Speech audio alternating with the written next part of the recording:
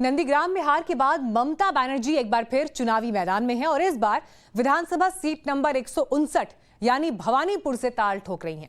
लेकिन बीजेपी उन्हें यहां भी छोड़ने के मूड में नहीं। बीजेपी ने यहां पर प्रियंका टिब्रेवाल को उनके खिलाफ खड़ा कर दिया है, लेकिन इसके साथ ही बीजेपी यहां एक खास रणनीति के साथ उतरी है। अब सवाल यह है कि क्या भवानीपुर नंदीग्राम पार्ट 2 बनेगा?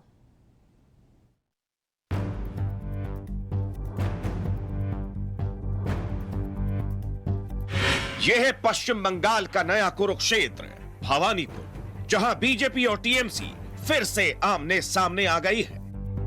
तलवारें खिंच चुकी हैं, बस अब खेला होना बाकी है। बीजेपी और टीएमसी के बीच लड़ाई तो तगड़ी है, लेकिन मैदान क्या होगा, हथियार क्या होंगे, इसे समझने के लिए सबसे पहले ये दो बयान सुनिए। इस बार देख लीजिए, इस बार तो मुद्दा एक ही है, पोस्ट पोल वायलेंस।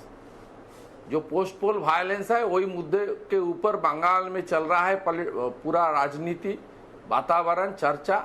हम लोग पोस्ट पोल वायलेंस में लाख से ज्यादा बंगाल के लोग को घर छोड़ना पड़ा। बंगाल के लोग को दूसरे प्रदेश में रिफ्यूजी के नाते शेल्टर में रहना पड़ा। देखिए, मैं माँ काली को दोनों हाथ जोड़ करके ये प्रार्थना करने आई हूँ कि माँ, आप पाप नाशिनी हैं। आप जो है इस पाप से, इस अन्याय से जो यहाँ हुआ है उससे लोगों को बचाइए। देखिए, मेरी लड़ाई तो मैंने आपसे कहा उन लोगों के विरोध में है जिन्होंने पश्चिम बंगाल की जनता के साथ अन्याय किया, हिंसा की। और वो पार्टी कौन है? वो पार्टी यहाँ की सरकार है। तो मेरी लड़ाई तो सीधा सीधी सरकार के साथ है। ममता को नंदीग्राम में मात देने वाले शुभेंदु अधिकारी और भवानीपुर में मात देने का मादा रखने वाली प्रियंका टिब्रेवाल, दोनों ने पोस्ट पोल वायलेंस यानी चुनाव के बाद की हिंसा को लेकर ममता को घेरने का प्लान बनाया है। ऐसे में क्या ये मान लिया जाए कि भवानीपुर में नंदीग्राम पार्ट 2 होने वाला है? हम ऐसा क्यों कह रहे हैं, ये तफसील से बताएंगे। आपको भवानीपुर भी लेकर चलेंगे, लेकिन सबसे पहले कुछ दस्तावेज देखिए। ये 3 पन्ने बंगाल चुनाव में हिंसा की गवाही दे रहे हैं। इन पन्नों में दर्ज है उन लोगों का दर्द जिन्होंने बंगाल चुनाव के दौरान अपनों को खोया, एक एक पल खौफ में गुजारा। पीड़ित अयान मंडल ने अपनी एफआईआर में लिखा, मेरे रिश्तेदार संजीत मंडल को एक मुस्लिम बहुल इलाके हृदयपुर में ले जाया गया। उन्हें इसलिए मारा गया क्योंकि लोग जानते थे कि वो बीजेपी समर्थक है। मेरे रिश्तेदार संजीत ने मुझे भी बचाने की कोशिश की। हमें भी पीटा गया था। पड़ोसी हमें अस्पताल लेकर गए। मेरे बड़े भाई अभी भी गंभीर हालत में हैं। एक और एफआईआर में पीड़ित तुम्पा मांझी बताती है, टीएमसी के 5 गुंडों ने मेरे घर पर लोहे की रॉड, हथियार और बम से हमला कर दिया। ये एक प्री प्लान हमला था। उन्होंने मेरे बेटे को अगवा कर लिया, उसकी बुरी तरह पिटाई की, जिसके बाद उसकी मौत हो गई। टीएमसी के गुंडों ने ये धमकी दी थी कि वो हिंदू धर्म को नष्ट कर देंगे। वंदना खेत्रपाल, जिन्होंने अपने बेटे को खोया, उन्होंने बताया, मेरे बेटे कुश खेत्रपाल लंबे वक्त से बीजेपी का कार्यकर्ता था। कनन खेत्रपाल, मोतीलाल खेत्रपाल, एसएल कुमार खेत्रपाल, दिलीप खेत्रपाल ने मेरे बेटे से कई बार बीजेपी के काम करने को कहा। उन्होंने ये भी कहा अगर वो बीजेपी के लिए काम करेगा तो उसकी जिंदगी को नर्क बना देंगे। उन्होंने मेरे बेटे पर हमला किया, उसकी पिटाई की और टीएमसी ज्वाइन कराने के लिए दबाव डाला। पिटाई के बाद मेरे बेटे की मौत हो गई। एफआईआर में साफ साफ लिखा है कि टीएमसी नहीं ज्वाइन करने पर उन पर हमला किया गया। टीएमसी ज्वाइन करने के लिए उन पर दबाव डाला गया। ऐसा नहीं करने पर हमला हुआ। हमले में लोगों की जान भी चली गई। जिन लोगों पर यह बीती है वो तो इसे जिंदगी भर नहीं भूल सकते हैं, लेकिन बीजेपी चाहती है वोट करते वक्त उन्हें यह ज्ञात रहे कि चुनाव के बाद हिंसा में क्या हुआ था। को मार के घर से निकाल दिया, दे के 2 बोतल पेट्रोल रख दिया मेरा घर में। रख के बोला जो रात 12टा का अंदर ना नहीं गया तो तुमको जिंदा जला देगा। कौन? तुम्हारा रहने नहीं देगा, और तुम अगर रहेगा तो तुम्हारा जिंदा जला देगा, नहीं तो तुम्हारा मस्जिद में नमाज पढ़ने नहीं दूंगा। तुम मस्जिद में जाएगा तो उसी में तुम्हारा मस्जिद जाने का बंद कर देगा। मेरा भाई को मार डालता है, पुलिस यहाँ पे खड़ा रहता है, भीतर नहीं जाता है। वीडियो है सबका। मेरा भाई जब मर गया तुरंत पुलिस आके उसको लाश उठा के लेके चला गया। साथ में मुझे भी लेके चला गया, लेके मेरा फोन लेके। भवानीपुर की लड़ाई है तो दिलचस्प, लेकिन असली माहौल क्या है, खेला से पहले पिच कैसी है, इसकी रिपोर्ट आपको सीधे भवानीपुर से ही दिखाते हैं। Times now reporter Shreyasi Singh ने ग्राउंड जीरो से लोगों का मूड जाना। भवानीपुर कॉन्स्टिट्यूंसी से हमेशा ममता बनर्जी लड़ी है, जीती भी है, लेकिन इस बार उन्होंने डिसाइड किया था कि नंदीग्राम से वो इलेक्शन लड़ेगी, लेकिन वो हार गई है। क्या भवानीपुर के लोग फिर से एक बार ममता बनर्जी को सीएम के पोस्ट में वापस देने के लिए तैयार है? दे आर, हाँ वो तैयार है। वो जो 1984 में जो सोमनाथ चैटर्जी को उन्होंने टक्कर दिया था, वो भी ऐसे अचानक से हो गया था जादवपुर से, लेकिन जो सब कह रहे हैं कि कोई प्रियंका तिब्रीवाल को नहीं पहचानता है। क्या आप प्रियंका तिब्रीवाल को पहचानते हैं? हाँ, पहचानते हैं।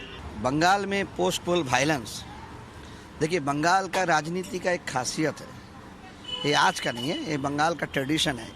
यहाँ जो लेफ्ट का जो ट्रेडिशन था उसको मैंने रखते रखते, इससे पहले जो वामफ्रंट सरकार थे CPIM, वो भी प्री पोस्ट या पोस्ट पोल जो वायलेंस था वो भी कर रहा है, मैंने बहुत ज़्यादा किया है। आज जो आप कह रहे हैं कि मतलब वायलेंस कुछ नया नहीं है, पश्चिम बंगाल के इलेक्शंस में होता है, ये है क्षमता का राजनीति करने के लिए वायलेंस होता ही है।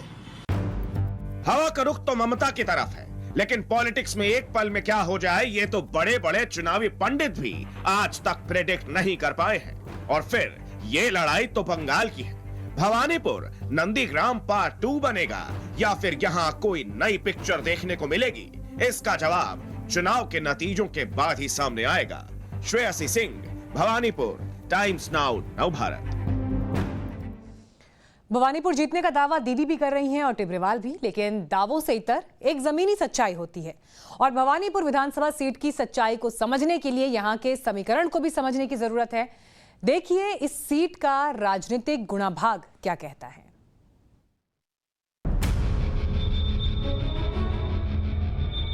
भवानीपुर ममता के लिए साख की लड़ाई है, तो वहीं बीजेपी के लिए बहुत बड़ी चुनौती। ममता घायल शेरनी है, तो बीजेपी इस घायल शेरनी पर आखिरी वार करना चाहती है। ऐसे में देखना यह होगा कि ममता किस फोर्स के साथ मैदान में उतर रही है। वैसे बीजेपी की रणनीति टिब्रेवाल को टिकट देने से भी साफ हो गई है। बीजेपी युवा मोर्चा की उपाध्यक्ष प्रियंका टिब्रेवाल पश्चिम बंगाल के चुनावी हिंसा के दौरान काफी ज्यादा एक्टिव रही। हाईकोर्ट में याचिका दायर करने के साथ ही प्रियंका टिब्रेवाल सुप्रीम कोर्ट में भी कैविएट दायर कर चुकी हैं। लड़ाई तो ये भी चल रही है कि कौन बाहरी है और कौन भवानीपुर का अपना है। ममता बनर्जी का दावा है कि यह उनकी पुरानी सीट है, लेकिन टिब्रेवाल कह रही हैं कि वो यहीं पैदा हुई है, भवानीपुर की बेटी है। बेशक ममता बनर्जी मुख्यमंत्री हैं और भवानीपुर उनकी पुरानी विधानसभा सीट है। इसी विधानसभा सीट से उपचुनाव लड़ते हुए ममता बनर्जी विधानसभा पहुंची थी। 10 साल के बाद एक बार फिर से वो इसी सीट से उपचुनाव लड़ने के लिए चुनावी मैदान में है। लेकिन ममता बनर्जी को इस बात का ध्यान रखना होगा कि प्रियंका टिब्रेवाल के पास खोने के लिए कुछ नहीं है, लेकिन ममता बनर्जी का पक्ष इससे ठीक उलट होगा। भवानीपुर की वोट काउंट कौन सी करवट लेगा, ये समझने के लिए वहां के चुनावी समीकरण को भी समझने की जरूरत है। पश्चिम बंगाल की विधानसभा सीट नंबर 159 यानी भवानीपुर में 60% से ज्यादा गैर बंगाली हिंदू वोटर्स हैं। यहाँ गुजराती, मारवाड़ी और दूसरे गैर बंगाली मतदाता हैं। बीजेपी इन्हीं के दम पर ममता बनर्जी को ललकार रही, लेकिन एक सच तो ये भी है कि ममता बनर्जी इस लोकसभा सीट पर 1991 से लेकर 2011 तक लगातार 6 बार सांसद रही है। लेकिन ये तब की सच्चाई है जब बंगाल में बीजेपी का वजूद नहीं था, लेकिन अब बीजेपी वहां दूसरी सबसे बड़ी और मजबूत पार्टी बन चुकी है। उसके पास सबसे बड़ा अस्त्र है हिंदुत्व। लेकिन इतिहास कहता है कि भवानीपुर विधानसभा सीट के करीब 90,000 बंगाली मतदाताओं का झुकाव दीदी की तरफ रहता है। मतलब ये कि लड़ाई बहुत ही दिलचस्प है, एकदम नंदीग्राम की तरह। नंदीग्राम भी दीदी का गढ़ था, लेकिन बीजेपी ने इसे ढहा दिया।